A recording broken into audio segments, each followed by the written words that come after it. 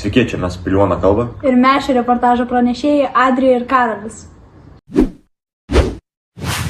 Pirmadienį vyko Kauno rajono lengvosios atletikos varžybos ir norim pasveikinti 8 klasės mokinę Gustę, laimėjus 3 vietą šuolis į tolį jungtyje. Antradienį 5-12 klasių mokiniai su lydinčiomis mokytojomis vyko į zoologijos sodą. Štai reportažas su zoologijos sodo gyventojais.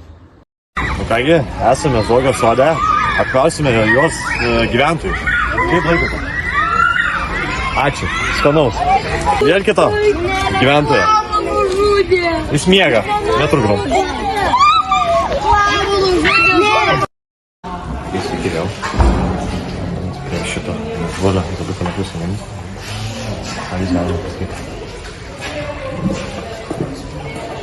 Ačiū labai jums. Labai dėkingas. Mes vėl čia, kaip nuostabu, ne? Čia liūto, bet jis matot, jis pamaigo ir nenori tiesiog sveikinti. Tai mes einam tiesiog toliau. Turime pranešimą nuo bibliotekininkės. Bibliotekininkė visų prašo, kad parneštume knygas kuo greičiau, kitaip liks didelės pasekmės. Šiandien viskas. Ir susitiksime kitos savaitės žiniose.